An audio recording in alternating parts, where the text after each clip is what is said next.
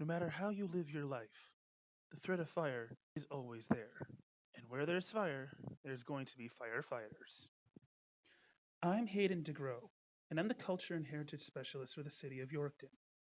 I love learning history, and teaching people about Yorkton's past is a proud part of my job. Join me as I highlight fascinating people, places, and events from Yorkton's history and take you where these places can be found today. This is Yorkton Retold. Fire trucks and their firefighting crew members are always the heroes of a town, saving their neighbors and running into danger on a regular basis. Yorkton's fire department here was founded almost as soon as the town moved to its current location. R.H. Locke was the first fire chief of the town, taking up the job in 1900 and kept the job for 9 years. The Yorkton Fire Brigade began recording major fires they tackled starting in 1912, when one of the most dangerous fires occurred, a grain elevator fire. The elevator in question belonged to the Canadian Elevator Company and was located right here along Canadian Pacific Railway's line. It would have been right around here that firefighters lined up to fight the flames. While the cause was never recorded, the fire destroyed the elevator and caused entire farmers' crops to be lost. According to the records, the damage totaled over $48,000, which is over $1.5 million in today's money. As a result, the elevator was demolished and a new one was rebuilt by Saskatchewan Pool Elevators. The scale of this disaster was shocking to Yorkton, telling the council that their community was no longer able to fight fires with simple hoses and ladders carried on horse-drawn buggies. The elevator fire prompted them to invest in a newfangled piece of technology, the motorized fire truck. This fire truck was delivered in 1914, and it was loaded with all the modern features of hoses, ladders, smoke lanterns, and extinguishing chemicals to mix with water. Its first real test, though, would come in Yorkton's most dramatic fire ever.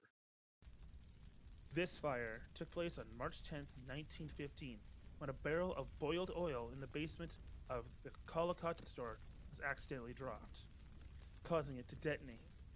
This sprayed the flammable liquid all across the wooden structure of the basement.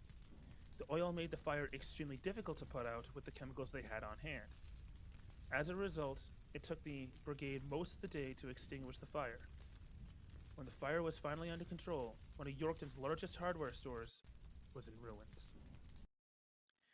Yes, the hardware store was gone. Its owner, Thomas Collicott, was also shocked, but not deterred. Despite suffering a $45,000 loss, which again is almost $1.5 million in 2024, he rebuilt the building, a structure that, as we can see, still stands to this day.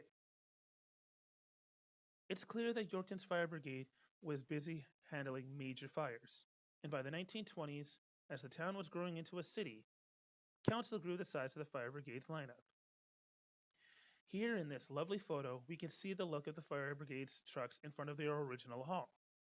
The one on the right was the chief's truck, equipped with a fire extinguisher and some fire suppressing chemicals.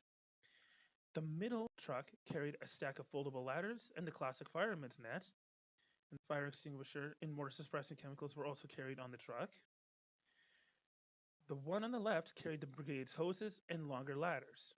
The 13 men seen here were not only trained in how to operate the equipment, but for the first time, they all had to be able to drive the trucks.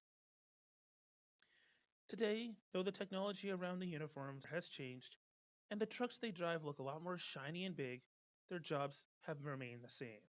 They protect our city from the dangers of fire and become heroes as they face the flames to save lives. Thanks for watching. Don't forget to like this video, subscribe to the channel, and leave a comment. See you next time, history buffs.